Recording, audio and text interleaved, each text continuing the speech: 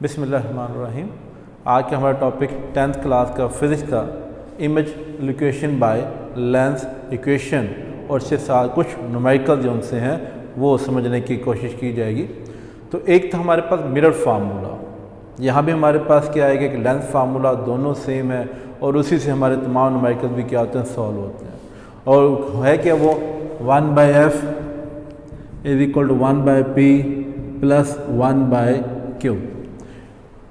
Mirror formula भी same था। ये जो फार्मूला है आइदर कनकेव लेंस हो, कन्वेक्स लेंस हो, कनकेव मिरर हो, कन्वेक्स मिरर हो, उन सब में कि ऑब्जेक्ट को किस जगह प्लेस किया जाए तो इमेज कहाँ बनेगा, उसकी फोकल लेंथ कैसे मालूम की जा सकती है, ऑब्जेक्ट डिस्टेंस कैसे मालूम किया जा सकता है। So this is an equation which give the relationship between focal length, object distance and image distance.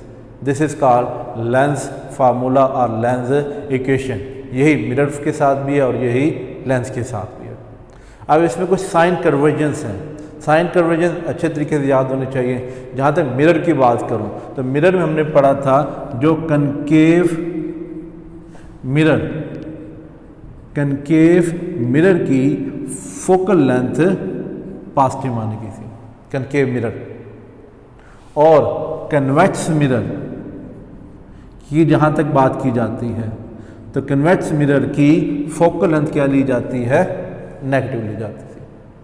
इसी तरह जब लेंस की बात की जाती है क्यों ली जाती थी ये पता होना चाहिए। यहाँ पे डिटेल्स हमने पढ़ा था कि एक में कन्वर्ज होते हैं लाइंस और लेंस के अंदर, और यहाँ पे रियल इमेज बनता है, रियल और रेयर फोकस पॉइंट होता है, डिस्टेंस हम कैलकुलेट कर सकते हैं, इसलिए इसकी पॉजिटिव मानी गई थी। रे डायग्राम के साथ समझाया गया था।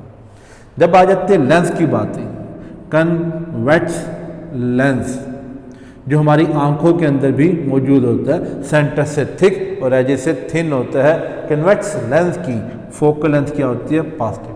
उलट ये कन्वेक्स मिरर जो सा था उसकी फोकल लेंथ नेगेटिव थी, अलबत्ता कन्वेक्स लेंस की जो फोकल लेंथ होती है वो मेरे पास क्या माने जाते हैं, पॉजिटिव। इसी तरह अगर कनकेव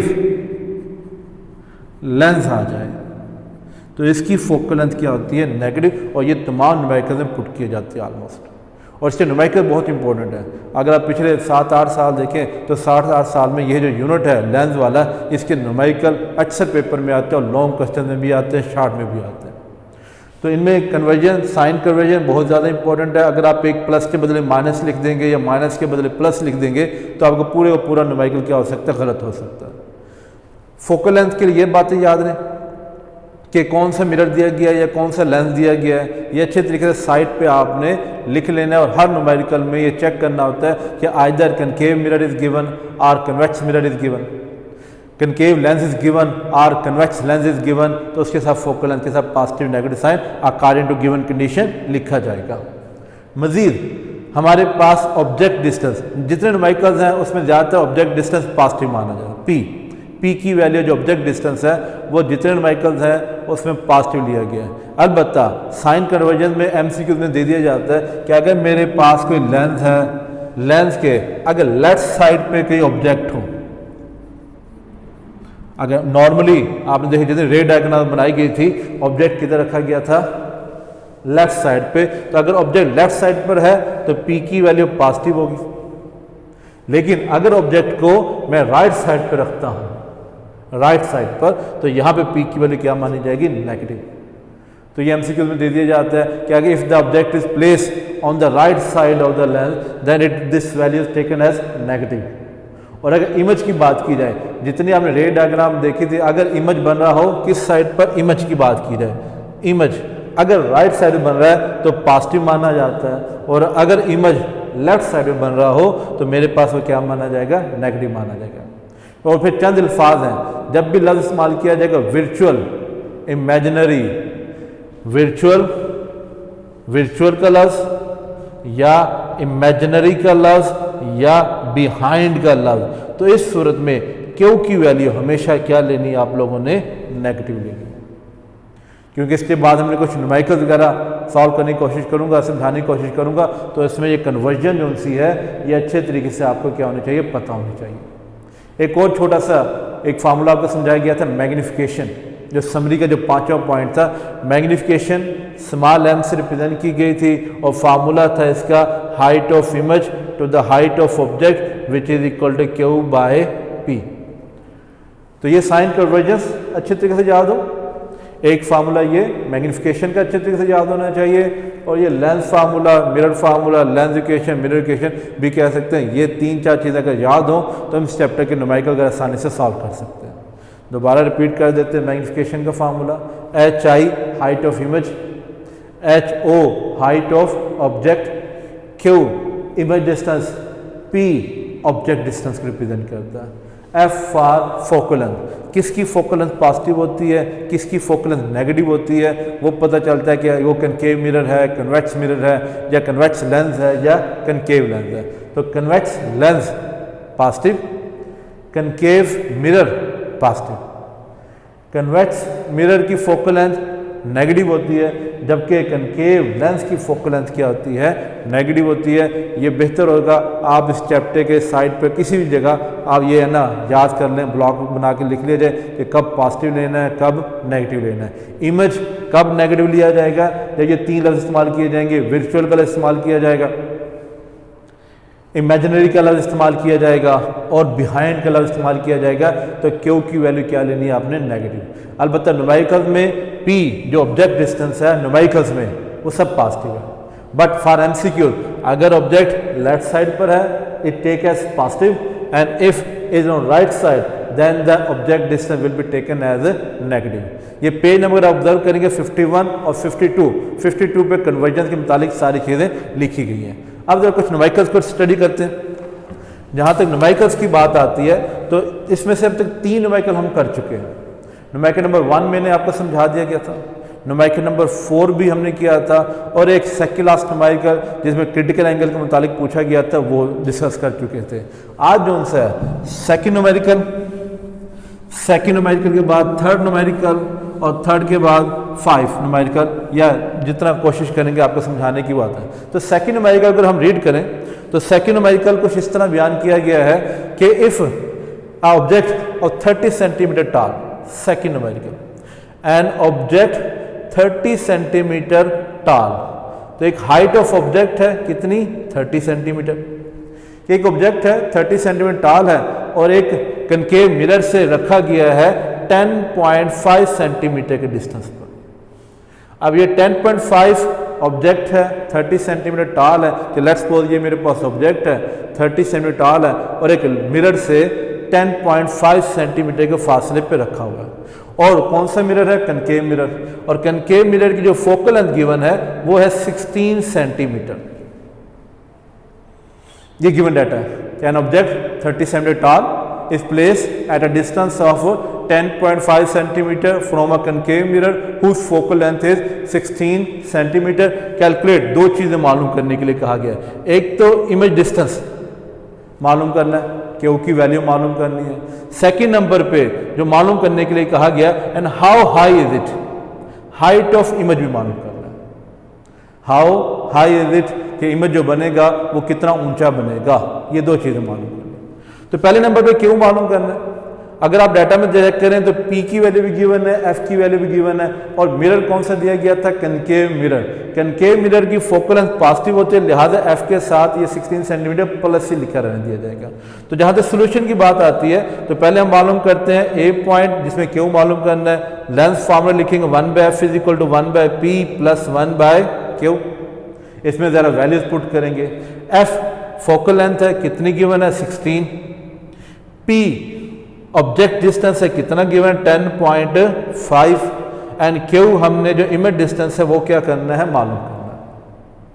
अब ये क्यू मालूम करना है, 1/10.5 जब प्लस हो रहा है इस साइड पे आएगा तो हम क्या लिख सकते हैं, उसे नेगेटिव साइन इसका चेंज हो जाता है। तो 1/16 minus 1/10.5 is equal to 1/q। इनके एलसीएम जितने न्यूमेरिकल्स हैं एलसीएम लेने पे आपने दोनों वैल्यू लिख देनी है। मैं इसका अगर एलसीएम लिया जाए तो 16 भी लिख दूंगा और 10.5 भी लिख दिया जाएगा 1/q। एलसीएम लेना आना चाहिए, 16 से कैंसिल हो जाता है तो यहाँ पे 10.5 आएगा, माइनस साइन के बाद 10.5 से कैंसिल हो गया, हमारे पास क्या बच जाता है इधर 16।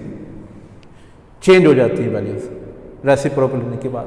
आप किसी किस्म से भी ये एलसीएम ले सकते हैं, जो आपने स्कूल में समझा हुआ एलसीएम मेथड, उससे भी आप क्या कर सकते हैं, सॉल्व कर सकते हैं। अब इन दोनों का अगर सब्ट्रैक्ट किया जाए 10.5 माइनस 16, तो मेरे पास वैल्यू आती है 5.5 विद नेगेटिव साइन। 16 को अगर 10.5 से मल्टीप्लाई कर दूं तो ये मेरे पास बन जाता है 168 एंड 1/क्यू। जब भी ये वैल्यू फॉर्म बन जाती है तो आपने हमेशा इसके रेसिप्रोकल लेना है। रेसिप्रोकल में क्या लिया जाएगा, इसको उल्टा देना होता है। उल्टाने से ये 1/क्यूब था बन जाता है क्यू/1 और ये 168 डिवाइड बाय 5.5। याद रहे माइनस साइन हमेशा न्यूमिनेटर में रहता है। जब भी आपको ये इन्वर्ट करते हैं डिनोमिनेटर में भी लिख सकते हैं, लेकिन यूजुअली कहाँ लिखा जाता है, इसे न्यूमिनेटर में लिखा जाता है। अब अगर इन दोनों को मैं अगर डिवाइड कर दूं तो मेरे पास आएगा 30.54। तो क्यू की वैल्यू मेरे पास बनी है -30.54 सेंटीमीटर। जितने जो न्यूमेरिकल्स हैं इसमें हमेशा जो भी हमारे पास डिस्टेंस है सेंटीमीटर में रहने देना है, इसे मीटर में चेंज नहीं करना। याद रहे ये जो माइनस साइन आ रहा है, अगर आप बुक को देखेंगे ना तो बुक में माइनस साइन नहीं है, वहां प्लस लिखा है। तो इसको क्यू की वैल्यू को मैं लिख सकता हूं 30.54 सेंटीमीटर और माइनस साइन यहां पर इस्तेमाल किया गया, बिहाइंड का इस्तेमाल कर लें या विर्चुअल इस्तेमाल करें कि इमेज विल बी इमेजिनरी है या इमेज जोन सा मेरे पास क्या है, विर्चुअल है। ये ब्रैकेट में साथ लिखा जा सकता है। ये भी इससे पहला पार्ट साफ हुआ ए। अब सेकेंड पार्ट में क्या मालूम करना है, हाइट ऑफ इमेज। तो जो मैग्निफिकेशन का फार्मूला था ना m = HI/HO, जो इसमें हाइट का जिक्र किया जा रहा है, और वो किसके इक्वल था, Q/P। तो बी पार्ट जो मालूम करने हमने उसमें HI/HO = Q/P ये लिख दिया जाएगा। HI/HO = Q/P। अब इसमें वैल्यू पुट करते हैं। हाइट ऑफ इमेज मालूम करना as it is. HO stand for height of object. अगर आप देखें अकॉर्डिंग टू गिवन डाटा उसमें हाइट ऑफ ऑब्जेक्ट गिवन थी, कितनी गिवन है, 30 सेंटीमीटर। तो यहां पे मेरे पास कितना आ गया, 30 सेंटीमीटर। क्यू की वैल्यू 30.54 माइनस में है, लेकिन जब भी आप ये सेकंड फार्मूला लगाएंगे जिसमें हाइट ऑफ इमेज मालूम करना है या हाइट ऑफ ऑब्जेक्ट मालूम करना है, इसमें हमेशा अगर नेगेटिव भी आ रही है यहाँ पे, जो डिस्टेंस हमेशा पॉजिटिव लिए जाते हैं, माइनस साइन से शो करता है कि इमेज रियल बन रहा है या वर्चुअल बन रहा है। तो सेकंड पार्ट में हमेशा अगर नेगेटिव भी आए तो आपने यहाँ पे पॉजिटिव वैल्यू लिखनी है 30.54। पी क्या चीज़ है, ऑब्जर्व करें, ऑब्जेक्ट डिस्टेंस गिवन था, कितना गिवन है, 10.5। 10.5 लिख दिया जाएगा। अब इसे सॉल्व करना है। 30 से डिवाइड हो रहा है, 30.54 से जब क्रॉस मल्टीप्लिकेशन की जाएगी तो मल्टीप्लाई कर दिया जाता है। Height of image = 30 × 30.54 divided by 10.5। अब 30 को 30.54 से मल्टीप्लाई किया जाए ना तो हमारे पास 916.2 आता है। HI क्या था, हाइट ऑफ इमेज, जो सेकंड पार्ट पे हमने क्या करना था, मालूम करना था। अब इन दोनों को डिवाइड कर दें, 916 डिवाइड बाय, तो ये 87.62 समथिंग हाइट ऑफ इमेज, और ये कितने जाते हैं, सेंटीमीटर। तो सेंटीमीटर में इसका क्या लिया जाएगा, आंसर लिया जाएगा। इन द रिजल्ट लिखेंगे। रिजल्ट में दो चीज़ें जिस तरह पूछी गई थी, क्या क्या चीज़ें पूछी गई थी, एक तो अगर आप चेक करें स्टेटमेंट के अंदर इमेज लोकेशन पूछी गई है, साथ उसकी हाइट पूछी गई है। तो इन द एंड रिजल्ट में the location and the height of the image according to our given data are 30.54 centimetre and 87.62 centimetre respectively. ये इसका आंसर लिख दिया जाएगा। तो ये हमारे पास न्यूमेरिकल नंबर कौन सा था, सेकंड। इसके बाद न्यूमेरिकल नंबर हम बात करें थर्ड की,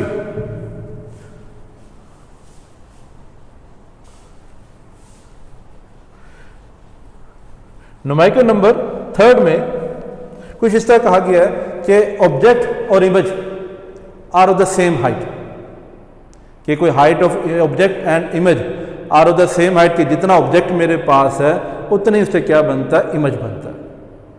the height of object, third numerical, height of image and height of object are of the same height, object और इमेज सेम हाइट पर है। और इसके बाद उसकी जो फोकल लेंथ है, कनकेव मिरर गिवन है, फोकल लेंथ जो दी गई है वो 20 सेंटीमीटर है, कनकेव मिरर है, लिहाजा फोकल लेंथ क्या होगी, पॉजिटिव होगी। And where the object should be place, इसमें पी की वैल्यू क्या करनी है हमने, द ऑब्जेक्ट इज प्लेस, अगर थोड़ा सा इसको चेंज कर, हाइट और इमेज सेम है, ऑब्जेक्ट को 20 सेंटीमीटर पे रखा गया है और फोकल लेंथ क्या करनी है, मालूम करनी है। थर्ड न्यूमेरिकल स्टेटमेंट कुछ इस तरह, सेम हाइट के ऑब्जेक्ट है, इमेज है, प्लेस किया गया है 20 सेंटीमीटर पे, फोकल लेंथ मालूम करनी है। अब अगर फोकल लेंथ का फार्मूला देखा जाए 1/f is equal to 1/p plus 1/q, f तो मालूम करना है, एज इट रहेगा, p के बदले क्या लिख दिया जाएगा 20, क्या q की वैल्यू गिवन है इधर, नहीं, तो q की मालूम करने के लिए साइड पर भी कर सकते हैं, ये इससे हम पहले भी कर सकते हैं कि HI/HO मैग्निफिकेशन फार्मूला किसके इक्वल था, Q/P के इक्वल था। इस HI सेम हाइट है तो HI के बदले क्या लिखा जा सकता है, HO divided by HO Q/P। HO से क्या हो जाएगा, कैंसिल, कैंसिल होने के बाद यहाँ 1 बचा, 1 is equal to Q/P, cross multiplication किया जाए तो P is equal to also Q आ जाता है, P is equal to Q, और P की वैल्यू कितनी थी 20, तो Q की वैल्यू भी कितनी होगी 20 सेंटीमीटर। नाउ अब ये फार्मूला लगाया जाएगा 1/f is equal 1/p plus 1/q, पहले ये पार्ट किया जाएगा, मैं न्यूमेरिकल से ऊपर भी कर सकता था, बाद में ये फार्मूला लिखा जा सकता था, ये भी इस तरह भी आप कर सकते हैं। तो 1/f as it is, P के बदले कितनी वैल्यू है 20, Q कितना है हमारे पास, that is also 20। Now take LCM, 20 LCM कितना हो जाता है 20, तो यहाँ भी 1 आ जाना है प्लस इधर भी 1, एलसीएम का ये तरीका है। अगर सेम वैल्यूज हैं तो उससे ऊपर मल्टीप्लाई कर दिया जाएगा, 21 20, तो 1 × 1 1, 1/f इज इक्वल टू 1 + 1 20/2/20। जब भी ये 1/f आ जाए, 1/p आ जाए, 1/q आ जाए, ये साइड राइट साइड सॉल्व हो जाए, तो आपने इसका रेसिप्रोकल लेना है। रेसिप्रोकल कर लूँ तो 1/f का रेसिप्रोकल f/1, 2/20 का रेसिप्रोकल 20/2, और अगर 20 को 2 पे डिवाइड किया जाए तो ये आंसर कितना बनता है 10 सेंटीमीटर। ये जो न्यूमेरिकल था मेरे पास कौन सा, थर्ड है, अच्छे पेपर में आ जाता है। याद रखिए जो न्यूमेरिकल्स हैं इस यूनिट के, आप जितने पुराने पेपर उठा के देखेंगे उसमें आए हुए होते हैं, और लॉन्ग क्वेश्चन में आते हैं, शार्ट में भी आते हैं। तो थर्ड न्यूमेरिकल भी पेपर में बार बार आ चुका है, सेकंड न्यूमेरिकल भी आ चुका है, इस जितने भी न्यूमेरिकल है हर पेपर में कोई ना कोई पेपर में इससे चैप्टर का न्यूमेरिकल आया हुआ होता है। तो ये जो न्यूमेरिकल था, अगर इसके स्टेटमेंट पढ़े कि object and image are of the same height if it place at 20 centimetre from a concave mirror, find its focal length, इसकी फोकल लेंथ क्या करनी है, मालूम करनी है। तो फोकल लेंथ मालूम करने के लिए हमें P भी चाहिए, Q भी चाहिए। P तो गिवन था लेकिन Q नहीं गिवन था, तो Q मालूम करने के लिए उसने हिंट दे दिया are of the same height. Are of the same height में मैं ये भी कर सकता हूँ चेंज, इसमें जब सेम हाइट हो तो उसकी मैग्निफिकेशन 1 होती है। If the objects and image are of the same height then magnification उसकी कितनी होती है 1। मैग्निफिकेशन 1 है तो मैं मैग्निफिकेशन फार्मूला यहां भी लगा सकते थे, m is equal to Q/P, m के बदले 1 लिख दिया, Q/P क्रॉस मल्टीप्लाई किया, P is equal to Q। तो आप ये चेंज भी लिख सकते हैं बेशक, because height of image and height of object are same, तो ये डिस्टेंस भी उनके क्या आएंगे, सेम आएंगे। फार्मूले में पुट किया, एलसीएम लिया और उसको सॉल्व किया, डिस्टेंस हमेशा सेंटीमीटर में रहने देते, सिर्फ इस चैप्टर के। बाकी जब भी हमारे पास दूसरे चैप्टर में न्यूमेरिकल्स आएंगे उसमें डिस्टेंस जब भी सेंटीमीटर में होता है तो उसे मीटर में क्या किया जाता है, चेंज किया जाता है। Hope understand.